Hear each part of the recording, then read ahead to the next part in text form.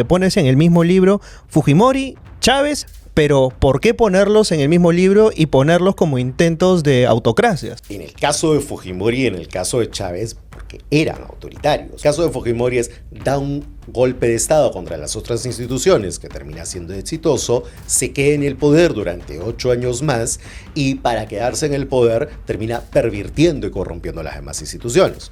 El caso de Chávez gana mediante elecciones el poder y lo primero que hace es voy a convocar una asamblea constituyente, voy a cambiar las reglas de juego. Y lo que tenemos también son autoritarismos competitivos, ¿no? Gobiernos que llegan por elecciones, pero que dentro van socavando la democracia. ¿Por qué Cuba sí sería considerado un totalitarismo? Porque detrás sí hay un marco ideológico, hay una represión constante de la gente todo el tiempo y hay una búsqueda de control de todos los aspectos de la vida económica, social, cultural y política de ese país.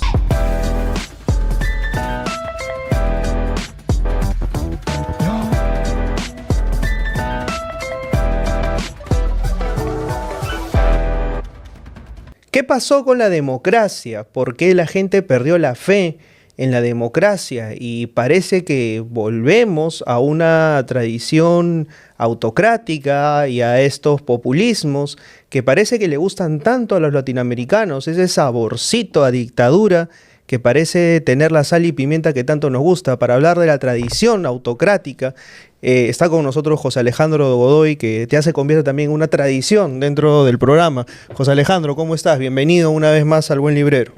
Gracias, Gianfranco, por la invitación. ¿Cómo estás? Cuéntame un poco, ¿por qué la tradición autocrática? ¿Qué pasó con la democracia en América Latina? ¿Y por qué perdió credibilidad? O sea, ¿por qué estamos volviendo a ver a estos intentos, pues, ¿no? De generalotes o de populismos que tratan de tomar el poder, ¿no? Bueno, en la tentación autocrática estamos viendo, digamos, vamos a hacer un repaso. El libro se tiene 3 partes, ¿no? Bien claras. Una primera es explicarle al lector qué significa un gobierno autoritario de distinto tipo, ¿no? Cuál es un poco la clasificación que existe desde la ciencia política al respecto. Luego, segundo, son 7 relatos de gobiernos autoritarios, a lo largo del siglo XX y del siglo XXI, ¿no? Y finalmente una coda con algunas cosas mucho más actuales y hacernos la pregunta precisamente que viene a partir de lo que tú mencionas al inicio, ¿no? ¿Por qué es que hay una tentación autoritaria o autocrática en América Latina? Y yo creo que hay varias razones, ¿no? Hoy en día yo te diría que una de las razones tiene que ver con el tema de la seguridad ciudadana, ¿no? La idea de una mano dura, de una mano fuerte, de alguien que pueda de alguna u otra manera parar a la delincuencia. En otros casos viene de crisis económicas o de crisis políticas o de crisis de corrupción muy serias, ¿no? Creo que Bolsonaro fue ese intento en Brasil, ¿no? El intento de lo primero claramente es Nayib Bukele hoy en El Salvador, ¿no? Y luego, a lo largo de la historia, lo hemos tenido por distinto tipo, ¿no? Revoluciones, ¿no? El caso de México con el PRI, el caso del castrismo en Cuba, ¿no? En otros casos han tenido que ver con la Guerra Fría, ¿no? Eso pasa con Pinochet, pasa con el proceso de reorganización nacional en Argentina, pasa hasta cierto punto con Velasco en el Perú, y en otros casos por crisis severas de la democracia en los años 80, ¿no? Y en los años 90, que tiene que ver con el caso de Fujimori y el caso de Chávez, ¿no? Que son los 7 casos que se registran en el libro. Haces un repaso histórico, por ejemplo, me llama mucho la atención el caso de México y el caso de Cuba, por ejemplo. El caso cubano, mucha gente no lo sabe y lo mencionas en el libro, no empieza pues como una revolución comunista, ¿no? No, comienza como una revolución nacionalista, ¿no? La idea original era, bueno, vamos a hacer reforma agraria, vamos a hacer algunos cambios en general dentro de la estructura social cubana, ¿no? Pero claro, eso implicaba clara y notoriamente, porque la dictadura anterior a la Revolución Cubana, la de Fulgencio Batista, había sido muy pro Estados Unidos, chocar con intereses de los Estados Unidos. Y en el marco de la Guerra Fría, ¿esto a qué te lleva?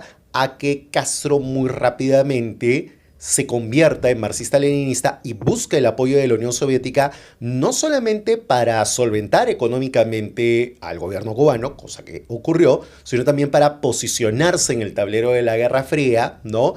Y constituirse en un gobierno que de alguna u otra manera le ponga un alto, le ponga el freno a ciertos ímpetus de los Estados Unidos por derribarlo, ¿no?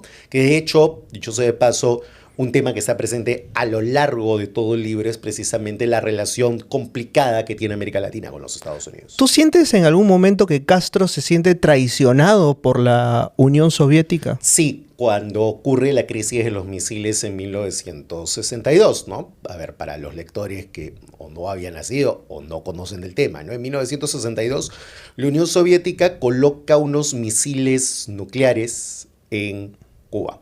Claro. ¿No? Y digamos, si ustedes ven un mapa, Cuba está más o menos a unos 50 kilómetros de la península de Florida, es decir, a 50 kilómetros de los Estados Unidos, ¿no?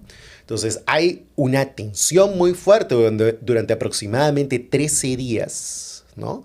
Durante los cuales, ¿no?, hay una negociación entre los Estados Unidos y la Unión Soviética, y al final de esa negociación, el jefe de la Unión Soviética de ese entonces, Nikita Khrushchev, decide sacar los misiles de Cuba, ¿no? Estados Unidos va a hacer lo mismo en Turquía, ¿no? Está relativamente cerca de la Unión Soviética, ¿no?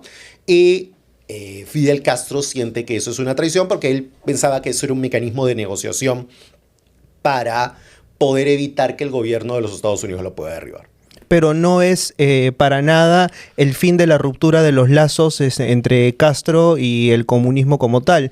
El régimen de Castro es un caso bastante particular porque va permeándose de acuerdo a los tiempos y eso es lo que hace que de alguna manera ese régimen pueda ir sobreviviendo a lo largo del tiempo. Exacto, ¿no? O sea, porque primero se va evidentemente con la Unión Soviética, luego tiene un poco de distancia con la Unión Soviética y en ese momento lo que busca hacer es sobrevivir a partir de las conexiones con los intelectuales latinoamericanos, ¿no? O sea, uno podría sorprenderse que varios escritores del boom latinoamericano fueron muy seguidores de la Revolución Cubana, ¿no? Para comenzar, el propio Mario Vargas Llosa hasta 1971 defiende la revolución, ¿no? Y luego, a fines de los 60, inicio de los 70, se reconcilian con los soviéticos y eso va a generar que el régimen castrista se ponga mucho más duro en materia de libertad de expresión, en materia de cuestiones artísticas, y eso va a ocasionar más bien la ruptura de varios, no todos, de un grupo importante de intelectuales, incluyendo a Vargas Llosa, con el modelo cubano, y luego los cubanos van a estar muy cerca de los soviéticos hasta fines de los 80, cuando la Unión Soviética paulatinamente va retirando su apoyo. Entran en esta suerte de periodo fuerte de crisis, que fueron los años 90, lo que ellos le llaman el periodo especial en tiempos de paz o periodo especial, ¿no? Hasta que se encuentran con la Virgen en forma de petróleo venezolano y del apoyo que Chávez les va a dar durante, sobre todo, los 2000. Pero cuando ya se va acabando eso, Cuba entra en la crisis que hoy día tenemos. El punto de quiebre, o sea, puntualmente con la Revolución Cubana es 1959. ¿No? Sí. O sea, ahí es donde se da totalmente el viraje hacia justamente las ideas del comunismo de ese tiempo, ¿no? En realidad es ahí cuando toman el poder. El punto de viraje a las ideas comunistas comienza en 1960, un año después. Ok. Caso diferente es, por ejemplo, lo que pasa en México, ¿no? Llamada por Vargas Llosa la dictadura perfecta, porque claro, es una revolución que surge justamente para atacar a ese poder que habían decidido limpiar, pero terminan convirtiéndose a lo largo del tiempo en un casi único partido que toma las decisiones, con intelectuales a su servicio y que son llamados por Vargas Llosa pues como la dicta blanda, ¿no? Es una cosa bien peculiar, porque ese es un régimen que nace a partir de oponerse a un dictador llamado Porfirio Díaz, que se había quedado muchos años en el poder, querían evitar que se vuelva a reelegir, y lo que confluye es todo un conjunto de personas y de grupos para evitar que Díaz se pueda reelegir, ¿no? Intelectuales, profesionales de clase media, terratenientes, campesinos, etc. El objetivo de que Díaz no se reelija lo logran en un año, ¿no? Entre 1910 y 1911, y a partir de 1911 lo que tú tienes es un montón de peleas entre los triunfadores de esa revolución inicial. Peleas que tienen que ver sobre todo con el tema de, uno, disputas de poder y dos, derechos sociales, ¿no? Nuevamente viene el tema de reparto de la tierra, derechos de trabajadores. En medio de eso, en el año 17 hacen una constitución, que es la primera constitución que incorpora derechos económicos y sociales, no solamente en América Latina, en el mundo, ¿no? Antes que la Revolución Rusa incluso, ¿no? Y luego, ya para fines de los años 20, cuando todo esto se ha decantado, cuando buena parte de los líderes de la revolución se han matado entre ellos además, llega un periodo final de pacificación en donde se ponen de acuerdo y dicen, bueno, lo que vamos a tener es un partido que organiza todas esas fuerzas triunfantes de la revolución bajo la regla de no reelección, ¿no? Pero básicamente el presidente durante casi 6 años colocado como una suerte de monarca que puede hacer y deshacer todo lo que quiera, ¿no? Y cuyo último acto de gobierno es entronizar y decir entre sus ministros o gobernadores o funcionarios, tú vas a ser el siguiente. Y básicamente eso se confirma por voto popular durante una buena cantidad de décadas, ¿no? Y claro, Vargas Llosa le llama la dictadura perfecta porque eso implica de que tú cambias de persona pero no cambias el sistema, y que además, como es un gobierno que tolera cierto grado de oposición, cierto grado de libertad de expresión, hace ciertas reformas sociales, le da cierto bienestar a la ciudadanía durante años, eso le permite durar. Eso es algo que Levitsky en algún momento toma como para decir, ok, hoy en día las dictaduras no necesariamente entran como entraban pues hasta antes de la Guerra Fría. Claro, nosotros entendemos que hasta antes de la Guerra Fría pues habíamos tenido evidentemente Pinochet, habíamos tenido Velasco Alvarado, habíamos tenido un montón de dictaduras que habían entrado con tanquetas, tomando poderes de manera fáctica. Hoy no, hoy día tenemos dictaduras que entran al poder, que permiten cierto grado de oposición, pero que de alguna manera se perpetúan en el poder, pues disfrazándose de democracias, pero captando poderes mediáticos, captando de alguna manera determinado tipo de hegemonías que le permiten validarse, ¿no? Claro, lo que Levitsky te va a decir, y eso lo menciona en 2 libros que están citados en La tentación autocrática, ¿no? Es, por un lado, México es el ejemplo de un gobierno que surge de una revolución que logra hacer cambios sociales muy rápidos y al mismo tiempo desmovilizar al ejército en su contra. De hecho, el ejército de alguna u otra manera se convierte en una suerte de apéndice del partido de gobierno durante años, ¿no? Y luego, en otro libro, Levitsky, junto con Lucan Way, van a decir, bueno, esto es un antecedente de lo que hoy llamaríamos autoritarismo competitivo, ¿no? Que es una forma de autocracia que no necesita necesariamente de tanquetas, sino de erosionar la democracia desde dentro, ¿no? En donde los ejemplos perfectos en América Latina son básicamente Fujimori y Chávez. Por ejemplo, ahí a mucha gente seguramente se le va a poner el dedo en la llaga porque pones en el mismo libro Fujimori, Chávez y Castillo. Sí.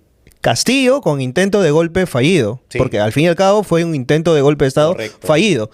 Pero ¿por qué ponerlos en el mismo libro y ponerlos como intentos de autocracias, ¿no? Bueno, en el caso de Fujimori y en el caso de Chávez, porque eran autoritarios, ¿no? O sea, eran 2 personajes que lo que buscan hacer en el caso de Fujimori es dar un golpe de Estado contra las otras instituciones que termina siendo exitoso, se queda en el poder durante 8 años más y para quedarse en el poder termina pervirtiendo y corrompiendo las demás instituciones. En el caso de Chávez, el primero intenta llegar al poder por un golpe de Estado, no lo consigue, gana mediante elecciones el poder y lo primero que hace es voy a convocar una asamblea constituyente, voy a cambiar las reglas de juego y a partir de ahí se va reeligiendo y va copando las instituciones a partir de una constitución que ya le daba bastante poder, pero él va también pervirtiendo las instituciones y eso ya en el periodo de Maduro se vuelve todavía mucho más autoritario. Y en el caso de Castillo lo que tú tienes es un personaje que comienza llegando al poder en forma plenamente democrática, ¿no? Que tiene choques con una oposición que no lo quería dejar gobernar y que él, en un acto absolutamente desesperado frente a todo un conjunto de acusaciones de corrupción, que hasta ahora el señor Castillo no ha aclarado, decide interrumpir el orden democrático a través de un intento de golpe de Estado. Has mencionado, por ejemplo, en algún momento en el libro el concepto de sultanismos, ¿no? Sí. Que es también un concepto interesante, cómo es que el poder se sucede a través de una línea casi vertebral de poder. En América Latina hemos tenido de eso. En el Perú, ¿tú crees que de pronto podría darse un caso similar? Bueno, hemos visto que ahora el fujimorismo ha vuelto al poder. Es una moneda al aire. Tenemos algunas evidencias de lo que podría llegar a ser. Lo ha hecho. De hecho, desde el 2016 hasta la actualidad, copando las instituciones. Yo no veo pues a Chiara y Anela pues sucediendo en el poder a Keiko Fujimori. Tocó madera.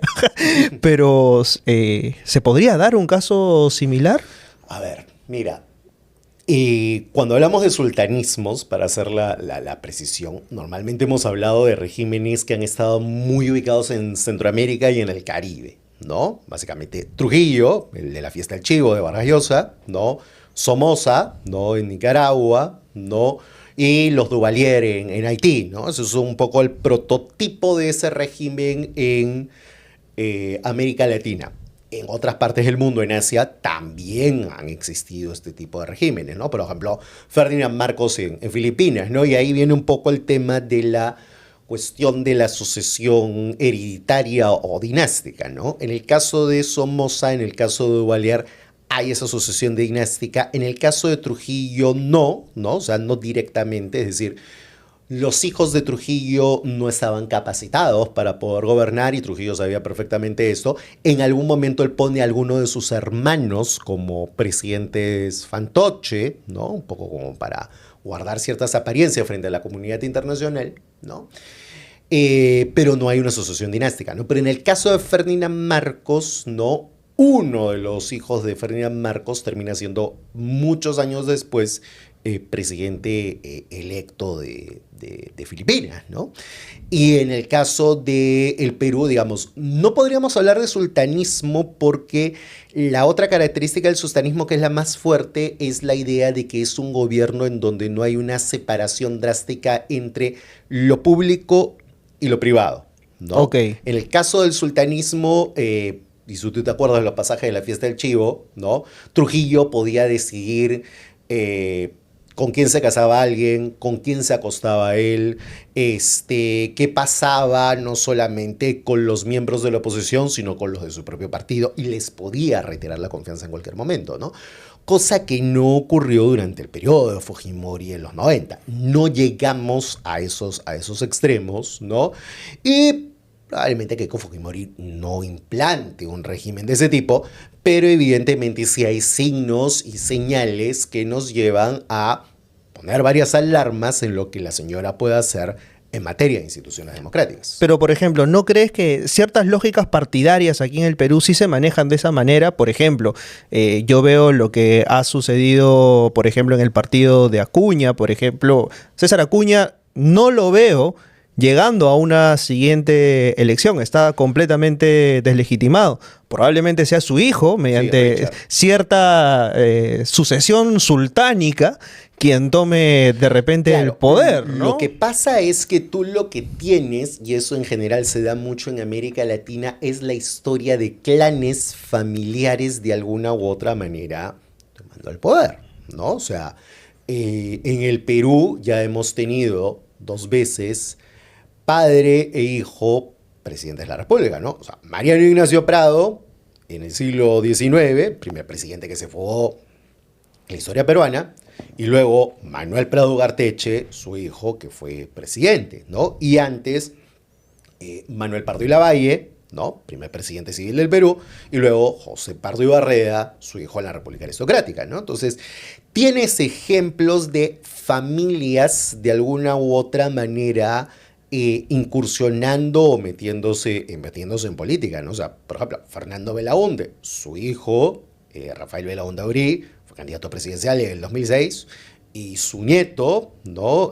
Rafael Belaúnde Llosa, acaba de ser candidato presidencial y estaba incluso hasta voceado como ministro de Energía y Minas de la señora Fujimori, ¿no? Entonces, esta idea de digamos, lo familiar, no solamente es peruana, es latinoamericana, ¿no? O sea, Perón cuando se muere, Claro. ¿no? Deja a su última esposa, Marisabel Martínez, ¿no? Como la sucesora. Y ya sabemos cómo terminó la historia Y también, termina ¿no? con el golpe de Videla, ¿no? Entonces, en otros lados han intentado estas sucesiones dinásticas y en otros lados lo que hemos tenido es familias postulando, ¿no? O sea, en Colombia, por ejemplo, en toda la historia colombiana ha sido muy común que hijos de o nietos de sigan postulando a la presidencia u ocupen cargos públicos en El caso Colombia, de, ¿no? el caso de Chabelita es bastante particular, ¿no? Porque hasta el día de hoy sus apariciones públicas son muy limitadas y cuando ha aparecido, pues no tiene la validación total del peronismo. No, es una señora que tiene 95 años, retiradísima en España desde hace mucho tiempo y que efectivamente, claro, o sea, el peronismo actual, que es un peronismo mucho más de izquierda, ¿no? Evidentemente ve a la señora como una excentricidad dentro del peronismo y ni siquiera le tiene ningún tipo de respeto siendo la viuda de Perón, ¿no? Efectivamente, ¿no? El caso de Perón, por ejemplo, es muy particular porque hoy en día tenemos un archipiélago de peronismos en Argentina, sabiendo pues que el peronismo en Argentina estuvo muy relacionado a la clase obrera en un inicio, ¿no? En la década de 1940, 1950, Perón era digamos, el militar involucrado con los trabajadores, ¿no? Fue ministro de Trabajo, luego fue presidente de la República Argentina, ¿no? Él y su segunda esposa, Eva Perón, ¿no? Hacen todo este binomio que de alguna u otra manera es el que genera el peronismo actual, ¿no? Pero cuando Perón regresa al poder, le dan un golpe de Estado al 55 y no vuelve al poder hasta el 73, ya era un Perón mucho más mayor, mucho más viejo y clara y notoriamente mucho más a la derecha. Y más desgastado políticamente también. Más desgastado políticamente y más desgajado además entre las pugnas internas que hay en el peronismo, ¿no? Porque en ese momento tú tenías de un lado, incluso entre grupos armados dentro del peronismo, porque tú en ese momento, en los 70, tenías de un lado a Montoneros, que quería hacer una suerte de guerrilla a la cubana, pero en sectores urbanos, y del otro lado tú tenías a la Alianza Anticomunista Argentina, ¿no? Liderada por López Rega, ¿no? Este, Sí, estoy viendo. No hay mucho ni un cambio. ¿No hay mucho cambio? No. Ok, seguimos entonces. Esa de ahí es la que importa. Ya. Si esa se ok. apaga, sí tengo que parar. Ah, ya, ok, seguimos entonces. Sí. Ya. Entonces, por ejemplo, a Perón yo siento que hay algo que le afecta muchísimo y de hecho esto lo dicen bastantes libros y es justamente el tema de la muerte de Evita. O sea, la muerte de Evita políticamente y personalmente lo afecta muchísimo. Le quita un peso político también, o sea, que hace que muchos adeptos lo vean a él como una figura que en solitario no tenía el arraigo que tenía en complicidad con ella. Bueno, eso lo desgasta a tal punto que entre el 52 y el 55 termina perdiendo el poder, ¿no?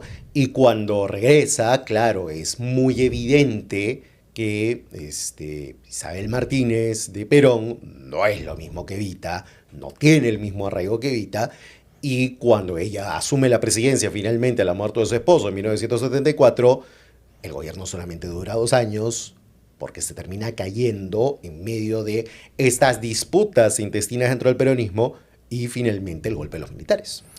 Estas luchas intestinas dentro del poder también derivan pues en este golpe cívico-militar de Videla, ¿no? Y este golpe que termina pues dando también otro antecedente lastimoso, que también acaba pues con desapariciones, que acaba con un montón de, un prontuariado criminal, o sea, dentro de la historia latinoamericana, ¿no? Comparable también con lo que ocurrió con Pinochet, que también es citado dentro del libro, ¿no? Claro, ahí estamos hablando básicamente de patrones sistemáticos de graves violaciones a los derechos humanos, ¿no? Asesinatos, torturas, desapariciones forzadas, ¿no?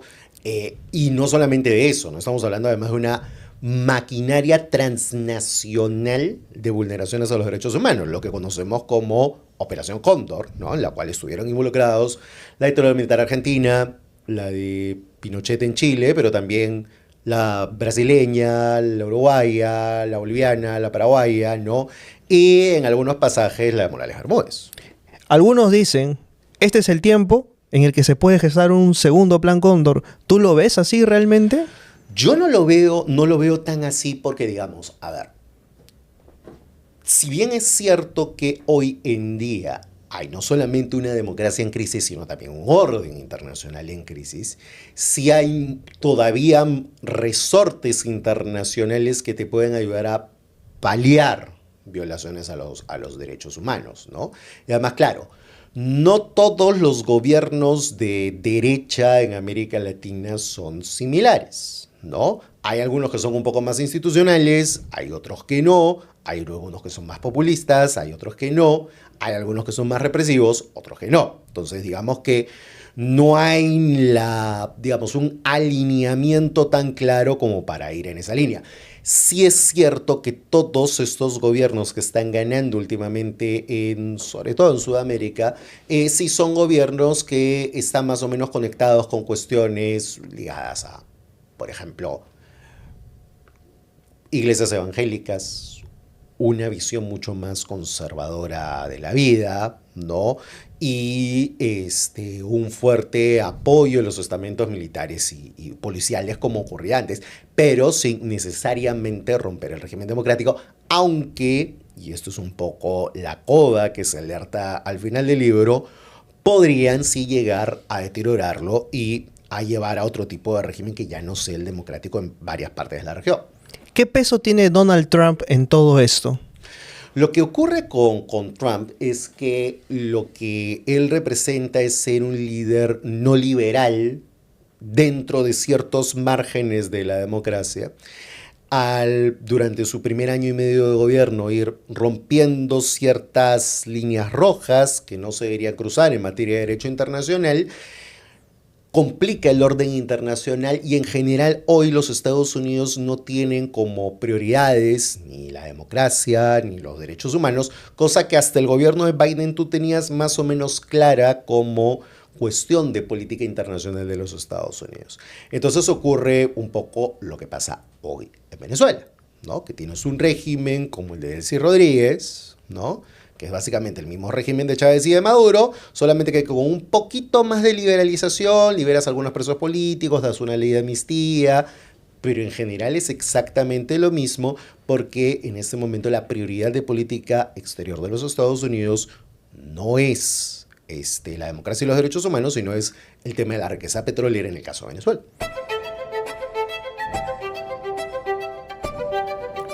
Siempre me pasa lo mismo. Un libro me lleva a otro libro. Y usualmente ese libro no está en mi biblioteca. Pero todo eso se terminó desde que conozco a Busca Libre. Lo mejor de todo es que llegan a la puerta de tu casa. Llegan también a todas partes del Perú, incluso a Estados Unidos y Europa. Busca Libre, todos los libros que necesitabas a solo un clic de distancia. Y claro, o sea, mucha gente tuvo la ilusión casi espasmódica de creer que con la expulsión de Maduro pues se acababa automáticamente el régimen autoritario y se cambiaba automáticamente la realidad venezolana. Pues vemos que las cosas están bastante lejos de ser realidad, ¿no? No, definitivamente, ¿no? Definitivamente lo que tú tienes es un régimen autoritario absolutamente tolerado, ¿no?, por los Estados Unidos en tanto y en cuanto los Estados Unidos puedan extraer petróleo, pero además con una cuestión adicional, ¿no? No hay ningún signo que te esté llevando hacia una transición. María Corina Machado, la lideresa de la oposición, no puede volver hasta ahora a Venezuela, ni siquiera ha podido en medio de esta crisis humanitaria por el terremoto que se ha producido hace algunas semanas, ¿no? Y eso ya te da un indicador de hasta qué punto sigue siendo el chavismo quien controla los hilos en Venezuela, esta vez con la quiescencia de los Estados Unidos.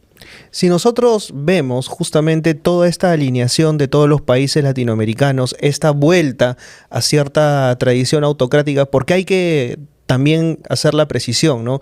Diferencias, autocracia, autoritarismo y dictadura.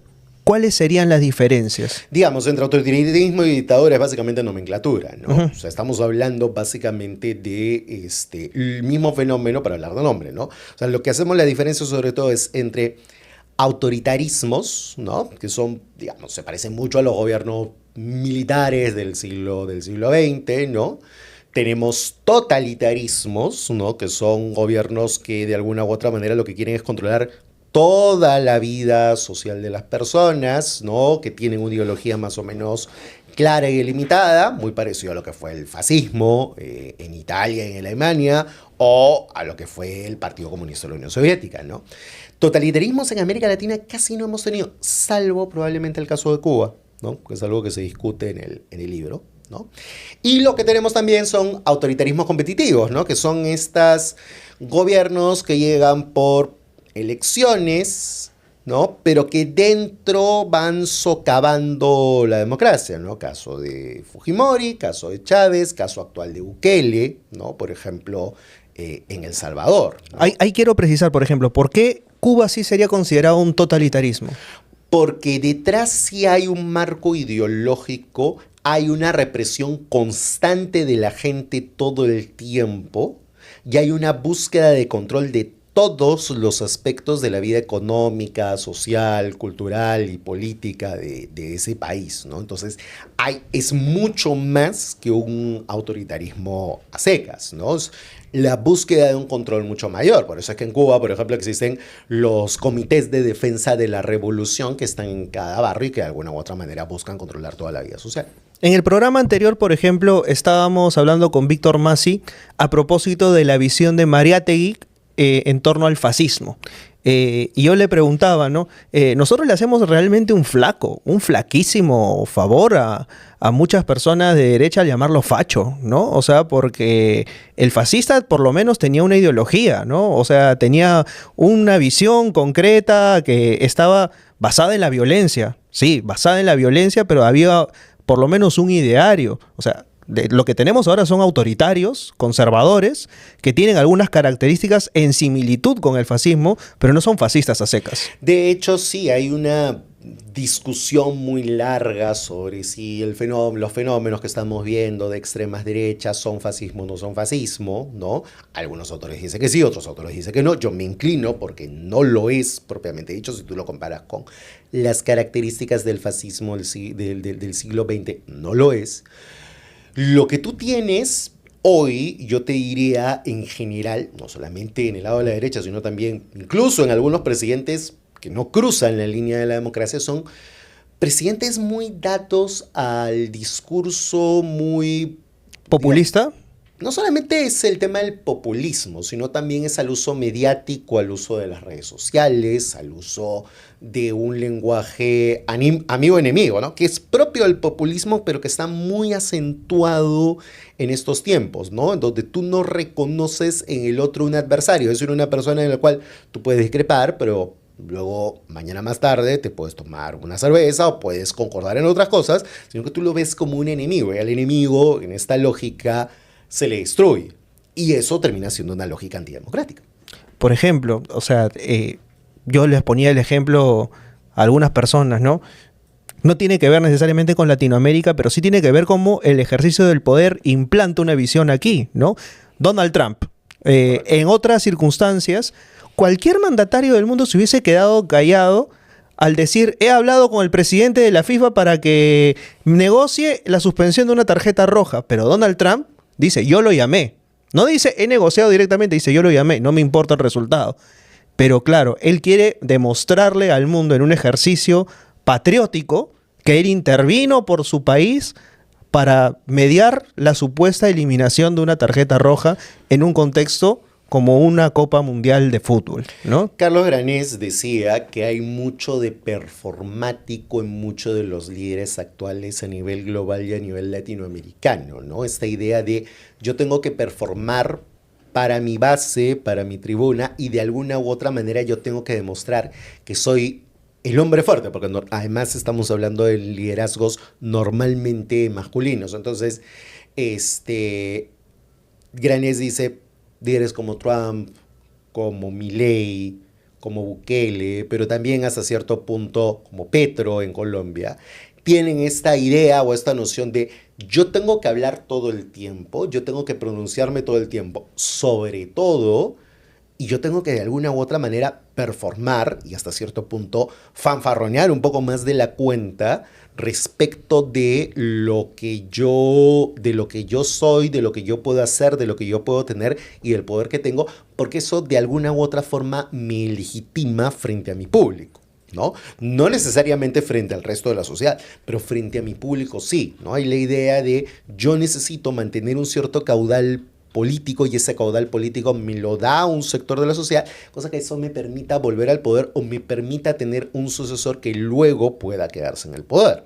Pero también tiene que ver con el reconocimiento de las capacidades y limitaciones que tienen determinados líderes, ¿no? Por ejemplo, o sea, podemos reconocer que Chávez era un tipo autoritario, que fue un dictador, lo fue. Pero era un dictador que tenía poder de carisma y claro, en Aló Presidente hacía un ejercicio de populismo tremendo porque sabía que tenía esa capacidad de carisma. Pero tú ves a Milei hoy en el Congreso de la República argentino diciéndole zurdos de M a cualquier persona que se le pone al frente y hace ese mismo ejercicio de carisma, porque busca el aplauso de sus bancadas, busca salir a rockear, busca hacer esto y le sale porque tiene el aplauso de la mayoría. Pero todos utilizando el aparato mediático. Exactamente. Todos utilizando el tema de los medios, ¿no? O sea, digamos, y eso también es algo que está a lo largo de todo el libro, ¿no? O sea, el uso del aparato cultural y el aparato mediático en general es algo que está muy presente, ¿no? O sea, en el caso mexicano, ¿no? Televisa, en muchos casos, termina siendo una suerte de Secretaría de Información, decían así con cierta ironía, de hecho hasta Molotov en sus primeros discos le dedicaba canciones a Televisa, ¿no? Precisamente por esa cercanía que tenía con el PRI. Cuba, a través de Casa de las Américas, busca tener todos estos contactos con intelectuales de distinto tipo, entregar premios, que se sientan cómodos, etcétera, ¿no? En el caso de la dictadura militar argentina, ellos aprovechan el Mundial de Fútbol del año 78 para poder tener una propaganda abierta de sus cosas, ¿no? Pinochet censura, ¿no? Fujimori compra las líneas editoriales de muchos medios de comunicación, ¿no? Chávez establece estas cadenas bolivarianas todos los sábados, tiene un programa de televisión, Rafael Correa imita esa idea, ¿no? Sin llegar a extremos autoritarios, López Obrador tiene esta idea de las mañaneras, ¿no?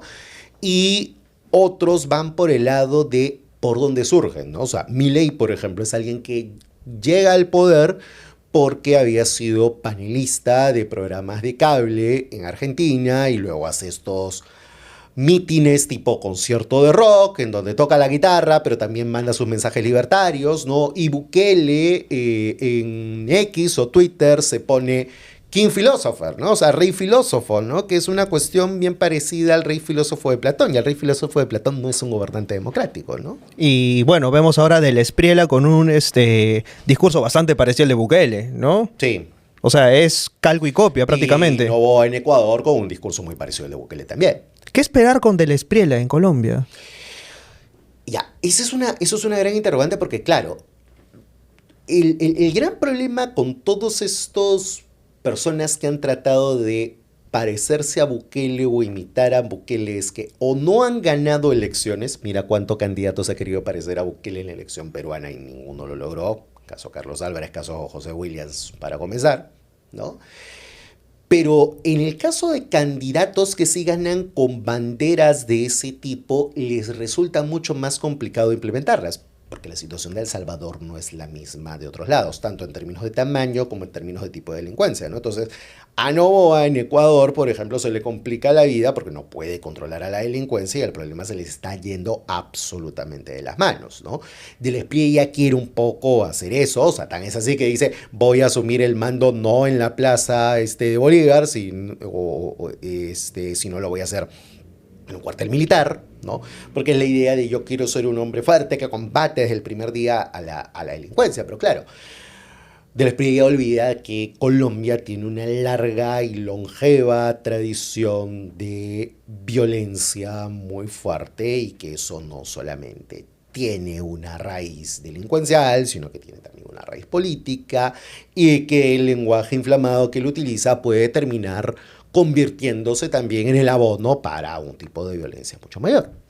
Es curioso, ¿no? O sea, Colombia con toda la larguísima tradición violentista que ha sufrido, ¿no? Hablamos de grupos paramilitares, hablamos de narcotráfico, o sea, nunca ha sufrido un golpe de Estado, Y ¿no? hablamos de guerras civiles. Ha tenido muy pocos golpes de Estado. No es que no lo haya tenido, ha tenido muy pocos. Pero en comparación, o sea, desde 1958 no hay interrupciones democráticas en Colombia. Efectivamente, ¿no? Ahora, o sea, hablando de golpes de Estado, o sea, hablamos del golpe de Velasco, o sea, regreso a porque la situación del país, o sea, me hace pensar justamente en esto, ¿no? O sea, se menciona, por ejemplo, en el libro El golpe de Velasco, y es que cuando se da el golpe de Velasco, la cúpula militar de ese momento pensaba que era necesario tomar el poder y hacer una revolución desde arriba para evitar que se haga una revolución desde abajo, ¿no? Exactamente.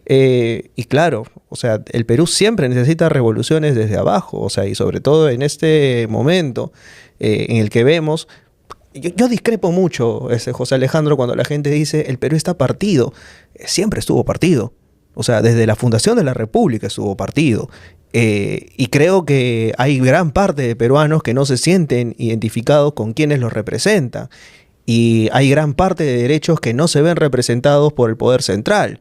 Pero digamos, cuando Velasco asume el poder tratando de reivindicar justamente el derecho a la tierra y todos estos derechos que ya hacía tiempo tenían que darse, y bajo esta idea de justamente hacer una revolución desde arriba, pienso justamente qué tan cerca, ¿no? O sea, estamos nuevamente de esa proximidad un tanto libidinosa de coquetear siempre con algunos líderes que tratan de aproximarse al poder de esta manera, ¿no? Claro, y en el caso de Velasco, la condicionante de hacer una revolución desde arriba es lo que de alguna u otra manera te da los resultados que te da en términos de reforma, ¿no? O sea, porque claro, hacer una reforma agraria era algo que estaba más o menos en la cabeza de mucha gente, o sea, desde el día del comercio hasta la izquierda estaban de acuerdo con una reforma agraria, ¿no?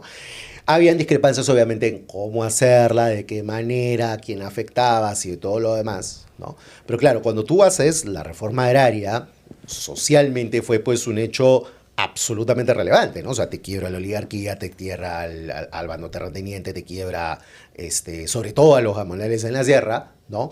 Pero te deja sin un orden, las cooperativas que entran no son los eficientes que se esperaba, no hay un apoyo técnico por parte del gobierno, ¿no? Y eso finalmente decanta en que económicamente la reforma no resulte, ¿no? Entonces, y pasa más o menos lo mismo con casi todas las cosas que provienen del gobierno militar, ¿no? Claro, el tema es que de alguna u otra manera Velasco se convierte en una suerte de, por sus resultados, el pretexto perfecto para decir que no se haga ningún tipo de gran cambio, de gran reforma desde abajo, ¿no? Pese a que él hace una revolución desde arriba y que el haber hecho esa revolución desde arriba condiciona, como ya lo mencionaba, muchos de los resultados que se hacen de los cambios que ocurren en el gobierno militar, ¿no? Pero también es cierto que de alguna u otra manera se convierte en una suerte de cuco con el cual se va jugando para evitar ciertos cambios o ciertas banderas de igualdad social, ¿no? Pero obviamente ya dentro de un sistema democrático, ¿no? De alguna u otra forma, creo que las últimas campañas electorales, probablemente con excepción de la del 2016, han ido mucho en esa línea, ¿no? Y ahora, claro, la diferencia es que hoy en día ha ganado más bien la candidata del orden. Claro, porque algo que me sorprende, o sea, es que mucha gente, aún hoy, y esto lo hemos dicho en varios programas, cree Velasco hizo una revolución comunista. No, o sea, Velasco no era comunista. No. O sea, era más bien totalmente lo contrario. Y creo que más bien se pelea muchísimo con varios sectores de la izquierda. Y más bien, o sea, creo que la evolución de Velasco es de no ser tan autoritario y termina siendo más autoritario que nunca. Sí, o sea, lo que le pasa con Velasco son varias paradojas. O sea, Velasco no quería ser comunista, pero termina siendo un modelo yugoslavo, ¿no? O algo a la yugoslava, ¿no? Muy parecido al de Tito, que mezcla propiedad pública, propiedad privada, cooperativa, etcétera, ¿no? En ese momento, mucha de la izquierda estaba peleadísima con Velasco, a tal punto que buena parte de la oposición a Velasco provenía de la izquierda. Que luego lo reivindicaran es otra cosa, ¿ya? Pero por lo menos en los 70, muchos de los cambios hechos por Velasco eran muy discutidos por la izquierda y lo acusaban de corporativista, incluso hasta de fascista, ¿no? Y claro, en los años finales de Velasco, cuando Velasco ya tiene la enfermedad, cuando está más aislado del poder, cuando comienzan todas estas disputas de sucesión a su alrededor, se vuelve mucho más autoritario, se vuelve mucho más desconfiado, y por volverse mucho más desconfiado deporta más gente, clausura medios de comunicación, expropia los medios de comunicación, porque él siente que de alguna u otra manera hay una suerte corriente contrarrevolucionaria que está en su contra, ¿no? ¿Qué tanto tiene que ver ahí Mercado Jarrín, por ejemplo? Bueno, Mercado ya no estaba cuando comienzan estas movidas, salvo en el tramo final, ¿no? O sea, en el año 75 ya Mercado Jarrín está fuera del poder, pasa a retiro, ¿no? Mercado Jarrín era presidente del Consejo de Ministros entre el 73 y el 75 y había sido canciller entre el 68 y el 73, ¿no? Cuando es canciller, creo que Mercado Jarrín es cuando tiene mucho más ascendiente, porque él de alguna u otra manera logra plasmar esta visión distinta de las relaciones internacionales que tiene el Perú en esos años, ¿no? O sea, distancia y ruptura de los Estados Unidos, acercamiento al mundo socialista, acercamiento a los no alineados, ¿no? Pero cuando es presidente del Consejo de Ministros, ¿no? Y acá hay una paradoja, mira cómo se van conectando las historias acá, ¿no? Uno de los asesores o uno de los miembros del equipo de asesores Mercado Jarrín termina siendo Montesinos. Efectivamente, ¿no? Y Montesinos termina haciéndole algo a Mercado Jarrín. Algo muy particular, unos documentos por ahí que se le pierden, ¿no? ¿no? Hay, digamos, otros libros, no pero sí otros, el de Johamovich sobre Montesinos, habla precisamente de estas versiones de que Montesinos habría hurtado documentos de la presidencia del Consejo de Ministros para entregarlos, todo indica, al Servicio de Inteligencia de los Estados Unidos, es decir, a la CIA, ¿no? Y ya en ese momento Montesinos tenía esas conexiones con la Agencia de Inteligencia Americana. Y terminó siendo asesor presidencial. Y terminó siendo el número 2 del régimen de Fujimori. Nada menos, ¿no? Nada menos, ¿no? Para ir cerrando, queridísimo José Alejandro, ¿por qué? ¿Por qué existe finalmente esta tradición de los latinoamericanos a estos regímenes? ¿Es propiamente del péndulo de la historia? ¿Tú crees realmente en el péndulo de la historia? ¿Podremos salir en algún momento de este loop en el que estamos constantemente volviendo al mismo punto?